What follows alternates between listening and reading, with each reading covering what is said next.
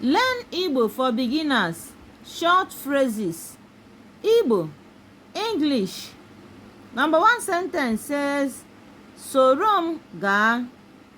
Soro m gaa. Meaning, follow me and go. Dị n'ala ala biko. Dị n'ala ala biko. Meaning, lie down please. Bilie ugbua. Bilie ugbua. Meaning, get up now. Kpumie ebe a.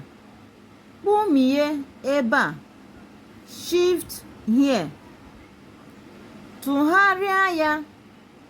Tụgharịa ya. Meaning, turn it around. Gbanye ya mmiri. Gbanye ya mmiri.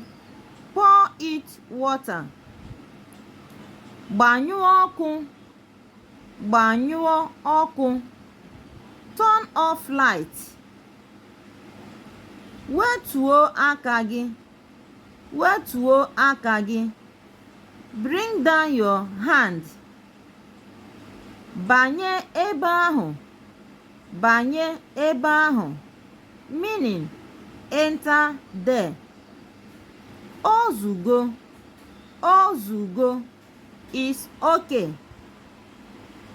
Mechie ụzọ. Mechie ụzọ. Close door. Bịawa ugbua. Bịawa ugbua. Meaning, come now. Ọ bụ onye? Ọ bụ onye? Who is that? Rie nri gị. Rie nri gị. Meaning, eat your food. Zuo ike. Zuo ike. Rest. Wụsa ahụ. Wụsa ahụ. Wụsa ahụ. Meaning, relax. Kpuchie ya. Kpuchie ya. Meaning, cover it. Kwụrụ ọtọ. Kwụrụ ọtọ. Meaning, stand up. Like and share.